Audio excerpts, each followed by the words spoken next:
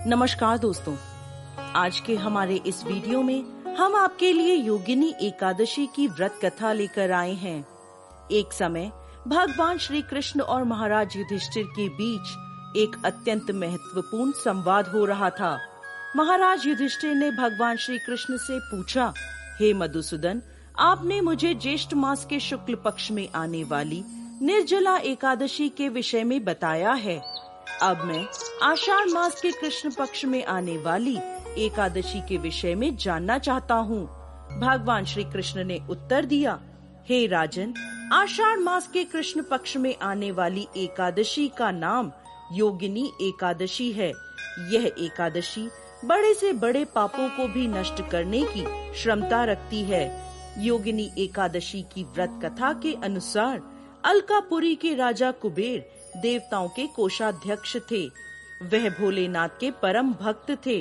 उनके नगर में हेमामाली नाम का एक सेवक रहता था, जो प्रतिदिन मानसरोवर से एक विशेष पुष्प लेकर आता और उसे भोलेनाथ की पूजा हेतु कुबेर को प्रदान करता था। हेमामाली निष्ठा पूर्वक अपने स्वामी की सेवा करता था। कुबेर भी उससे बहुत प्रसन्न रहते थे।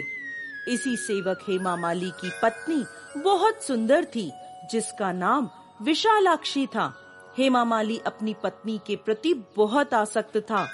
एक दिन वह प्रातः मानसरोवर से पुष्प लेकर आया, लेकिन सीधा अपने स्वामी कुबेर के पास जाने के बदले वो अपनी पत्नी के पास पहुंचा और पत्नी के साथ आनंद प्रमोद करते हुए उसे समय का ध्यान नहीं रहा। दूसरी तरफ राजा कुबेर भोलेनाथ की पूजा के लिए पुष्प की प्रतीक्षा करते रहे। प्रतीक्षा करते करते 6 घंटे का समय बीत गया।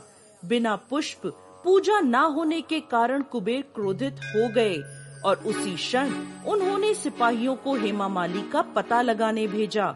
हेमामाली के घर जाकर सिपाहियों ने देखा कि वो अपनी पत्नी के साथ रमण कर रहा है। सिपाहियों ने यह सूचना तुरंत जाकर राजा कुबेर को दी।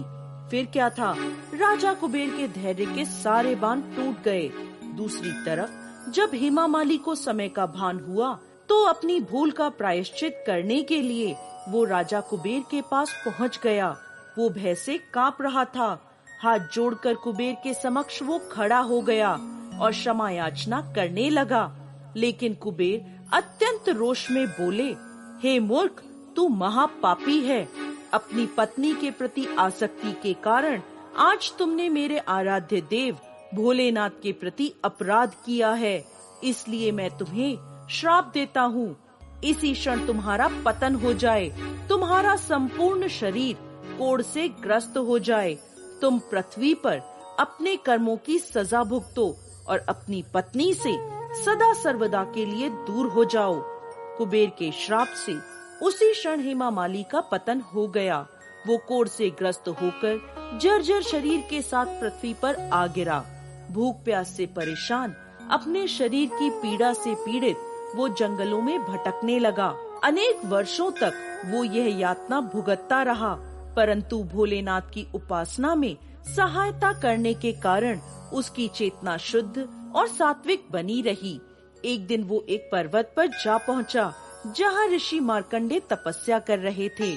उन्हें देखकर हेमामाली ने उन्हें प्रणाम किया। ऋषि मार्कंडे ने उसे अपने पास बुलाया और पूछा, पुत्र, तुम कौन हो और इस प्रकार जंगल में किस उद्देश्य से भटक रहे हो? हेमामाली ने अपने जीवन की सारी पीड़ा ऋषि मार्कंडे को सुना दी और अंत में हाथ जोड़कर बोला, हे ऋषिवर, मेरे कुछ पुण्य कर्म थे जिनके कारण मुझे आपके दर्शन प्राप्त हुए हैं। कृपा आप मुझे इस पाप से मुक्त होने का मार्ग दिखाएं। हेमामाली की प्रार्थना सुन ऋषि मार्कंडे बोले, आने वाले आषाढ़ मास के कृष्ण पक्ष में योगिनी एकादशी आएगी। तुम्हें इस एकादशी का श्रद्धा पूर्वक पालन करना है, जिसके प्रभाव से तुम सभी पापों से मुक्त हो जाओगे। हेमामाली ने योगिनी एकादशी के पालन का संकल्प लिया और वहाँ से चला गया। आषाढ़ मास में उसने योगिनी एकादशी का श्रद्धा और नियम पूर्वक पालन किया। व्रत के प्रभाव से उसका शरीर कोढ़ मुक्त हो गया और अपने पूर्व शरीर को प्राप्त करके वो अपनी नगरी अलकापुरी वापस लौट गया।